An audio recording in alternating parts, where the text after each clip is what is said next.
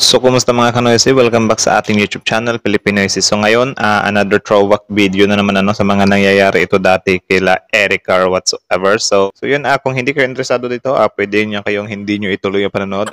Gusto ko lang talagang panoorin tong video ito, kasi yun nga, lumang video na din naman to. So, yun, paulit-ulit, curious ako. So, ang video ito ay mula kay Kalingap TV. So, meron itong pamagat na grabe ang ganda, mansyon na pabahay para kina Erica, may ibig sabihin pala, question mark, Kalingap Rab latest vlog. So, yun, bago natin simulan, Kalingap TV, support nyo yan. Tapos, syempre, kung trip nyo naman ang ganitong reaction video may kasama kayo manood, huwag nyo na rin kalimutan supportahan yung YouTube channel natin, Pilipinoysi. Also, credits na rin kay Mr. Kalingap Rab, support nyo rin yan. Tapos yun, di na natin ito patatagalin pa. Simulan na natin, baka agawin pa ng China. Again, ang title ng video ito, grabe, ang ganda. Mansyon na pabahay para kina Erica, may ibig sabihin pala. Kalingap Rab latest vlog. So, like, comment, share, subscribe. Start. June A sa bahay ni Erica tinupad, at may ibig sabihin pala ito. Ulit. Plano ni Sir June A sa bahay ni Erica tinupad, at may ibig sabihin pala ito. Ano yan? Yan ay sama-sama nating alamin mamaya mga kalingap.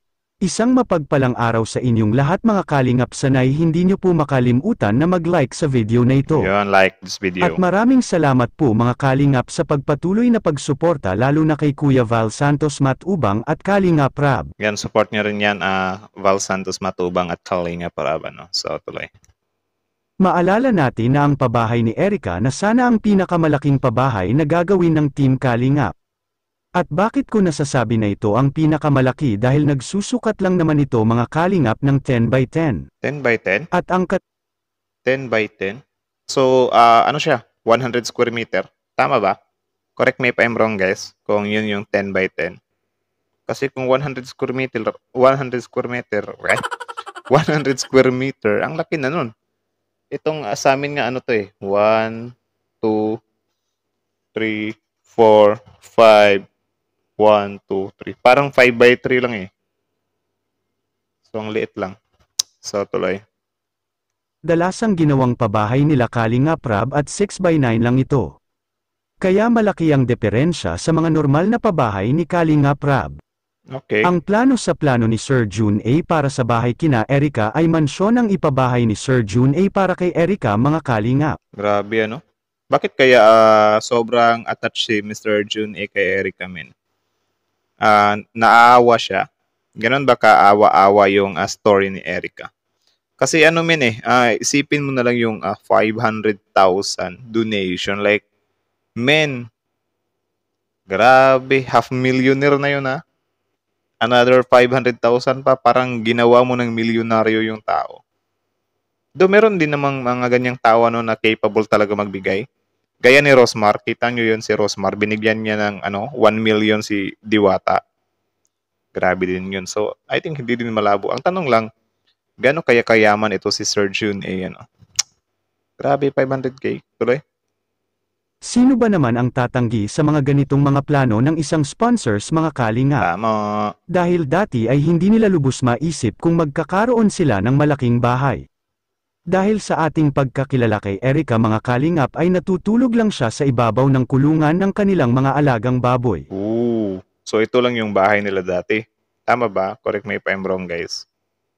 Grabe talaga yung pagbabago talaga ng buhay niya, men. Yan nga lang, wala tayong update talaga sa kanya ngayon, kasi parang nag-deactivate siya ng social media eh. Tuloy. At ngayon ay may mansyon na ini-offer sa kanila kaya malabo talagang matanggihan ito. Yun. Kaya ang hinala talaga ng ilan na si Erica ay ipinagpalit niya ang tulong ng Team Kalingap sa isang sponsors at hindi ito nagtanim ng utang na loob sa unang nagpakilala sa kanya kaya siya nakilala sa mundo ng industriya. Yun lang din. Kasi yung pagtulong kasi nila Kalingap Rab ay wala naman talaga silang string attached or yun nga, hindi talaga nila mapipigilan yung mga nila, beneficiary nila kung sakaling biglaan silang aalis. Kasi nga, yun, di nila hold yun eh. Siguro yung pagtulong kasi parang yan men yung utang na loob na sinasabi ay wag talaga nating i-expect na lahat ng tinulungan natin ay yun, tatanawin tayo ng utang na loob. bigyan ko kayo ng ano ha. Do you think ba kapag meron kayong 100 tao na binigyan ng 1,000, bawa ganyan, 1,000, bigay mo yan, libre mo yan sa kanila. Do you think lalagpas ng 25% dyan yung magbibigay sa iyo ng pera kung nangangailangan ka na? 'Di ba hindi? Though hindi din naman natin sila mabiblame kasi baka gipit din sila, 'di ba? Pero something ganun lang talaga yan, men, na di porket natulungan mo yung isang tao ay pwede mo nang isumbat sa kanya na, "Uy, tinulungan kita ha." Kasi wala talaga eh, mas ikaw pa yung lalabas na pangit yung ugali niyan. Sana na lang talaga, pinautang mo na lang talaga yun sa kanya. Yung utang nga hindi nga na mabayaran eh. Yung bigay pa kaya. 'Di ba? So, yung mga ganito, though masakit mang isipin kasi as a fan, parang maano ka ba na grabe nag-effort si Kalinga Prab para mabago yung buhay mo, tapos nung nakatikim ka lang ng konting ginhawa ay nang iiwan ka na. Parang medyo na na yung mo na baka bakunan pa to ng porsyento. So mas mabuti na yung rekta, something like that, 'di ba? Marami namang mga senaryo na ganyan na nakikita din natin dito sa social media na at first nga ay yun sama-sama sila or parang malaki yung function or function bang tawag diyan? Malaki yung nila sa isa't isa, pero nung nag-boom na, parang doon na lumalabas yung doon na lumalabas yung inggitan, yung kwentahan, something like that, 'di ba? Kung napanood niyo yung vlog ni Boy Abunda sa Kapinpin Brothers, natanong ni Boy Abunda doon na ano bang plano nyo sa pera nyo? Kasi yun nga, kahit na magkapatid kayo, something like that, kapag talaga, pwede kayong subukin ba? Though hindi natin sinasabi na magkakaganon talaga yung Kapinpin Brothers na mag-away-away talaga sila dahil sa pera. Pero syempre, yung pera kasi sobrang niyan, men eh. Pwede talaga yung makasira ng relasyon kahit na kamag-anak pa. 'Di ba? So dapat ba't ako napunta doon? Basta something like that kasi itong kay Erica, men, na yun nga, si Erica, tinulungan siya.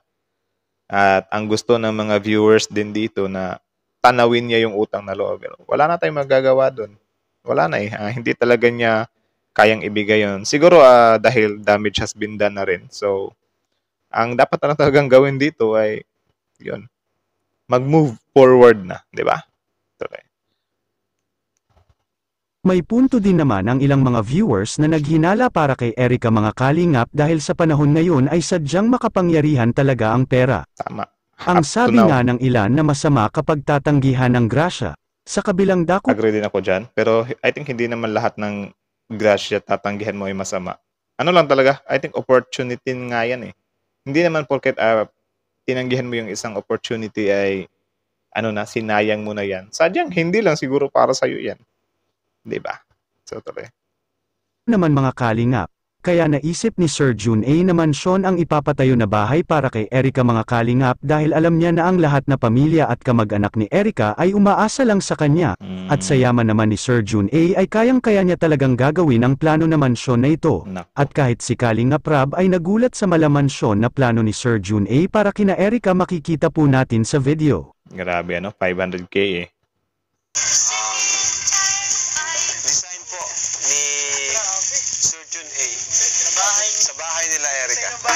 Ito yung bahay nila Erica. Bale, siya. Ito na yung floor plan. Yung floor plan. Hindi man tayo magaling magbasa nito. Daming drawing. Grabe So, ito yung floor plan nila. Living room dito sa left down left. Tapos ilan yung room niya? 1, 2, 3. Ano yan? Hindi ko mabasa. Kitchen ba yan? Garage. May garage pa. May garage pa. Uy, malaki, men. Malaki. Ano na kayang status ng bahay na ito ngayon? Natin ang engineer. Doon sa first floor, nandito yung living room. May garage. Grabe, garage. Ba't may garage? Oh my goodness. What's the meaning of this? Gulat din si Kalinga. Grabe, may garage So, posible palang bigyan to ng sasakyan, men. Or siguro, kapag gagawa ka kasi ng bahay, men, tapos stable naman yung income or maganda yung pasok ng pera sa'yo. Siyempre, isagad mo na. Maglagay ka na ng garage. Baka, alam nyo na, may sasakyan ka. Problema ka pa ngayon kung saan ka ng garage. Kasi, parang may something na batas na ata ngayon. Ewan ko kung, parang nakita ko siya dati. Ewan ko kung na-approve na ba or matagal ng batas na yun na kapag ka bumibili ka ng sasakyan ngayon, hahanapan ka kung meron ka bang garage. Kasi tama nga din naman yun. Kasi yung iba kasi, bili ng sasakyan. Tapos doon lang sa labas ng bahay, pinapark, sagabal sa mga dumadaan, di ba? Na tatabunan yung kalsada.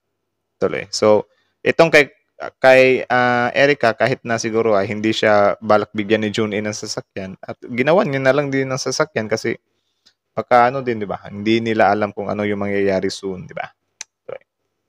Nagtataka si Kalingap Rab sa plano na bakit may lalagyanan ng sasakyan mga Kalingap. Siguro ay dito ilalagay ang sasakyan ni Sir June A kapag uuwi siya sa Pilipinas. Anong masasabi niyo po tungkol dito? Please comment and God bless you all. So yun pala yun. Yan yung side comment ni Kalingap TV. Siguro daw kapag bibisita si June A, may mapaparkingan siya ng sasakyan. Actually, possible din kasi baka nga naman bibisita siya, 'di ba? Kapag kasi men, itong ugnayan ni Erica at ni June A, hindi na to basta-basta men Parang hindi ka magbibigay ng 500k sa tao na parang wala lang, trip lang mo Kasi kung gugustuhin mong magbigay ng tulong talaga, pwede mo namang ibigay yan sa 'di ba, simbahan or sa whatsoever. Pero yung ganyan na rekta mo sa tao 500k. Pero narinig ko naman na nagbibigay din naman siya sa ibang beneficiary So good thing na din 'yon.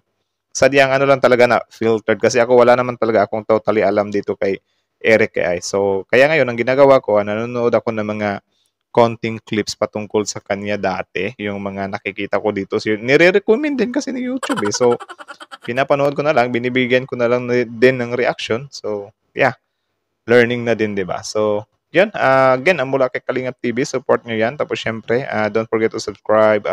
Kalingap Rab, support nyo rin yan. Tapos yun, bago nyo iwan yung channel natin, don't forget to subscribe our YouTube channel, Filipino AC. So like, comment, share, subscribe. Grabe. Di na pala to basta-basta, Yung bahay na lang yung floor plan niya talaga men, I think, anong trabaho na yung ganong bahay na magagawa? Siguro teacher or police. Or doctor. Hindi doctor, mas malaki yung bahay ng doctor kapag ganun Siguro ganyan, mga teacher or police. Kaya nang gumawa ng ganung bahay. Diba? Correct me if I'm wrong na lang. Wala naman talaga akong proper estimation So, hula-hula lang din. Grabe yun Pero para sa akin, yung sabi ni Kalingap TV dito na baka parkihan ng sasakyan ni June kapag umuwi, I think hindi yun yung rason. Sadyang nilagyan lang talaga ng garage kasi mas mabuti na yung advance ka mag-isip kasi syempre nasa social media naman din si Erica. Siguro hindi nila in-expect na matatapos bigla yung serye ni Erica or titigil siya sa pagbablog kay Kalingap Rab. Kaya napalagyan nila ng kaya siguro ang napag-isip-isip ni Sir June A na lalagyan ko na lang to ng garage kasi baka sa tagal niyang mamalagi dyan sa Kalingap Rab or Team Kalingap ay makabili na siya ng sasakyan niya ba. So, goods yun. I like advance yun. Yun yung ganun mag-advance mag-isip. Ganun mag-isip ng advance. Diba? Na meron kang ilalaan talaga na garahe. So, good thing yun. So, ang tanong ko na lang talaga dito, anong nangyari sa bahay na ito ngayon? Wala na kasi akong update Sana meron tayong makita sa social media So, comment down below kung meron kayong mga nakitang video. Send me the link para mapanood ko or mabigyan natin ng reaction So, I think hanggang dyan na lang muna. Again, Kalingap TV, Kalingap Rab, Filipino AC. So, like, comment, share, subscribe. Filipino AC is out.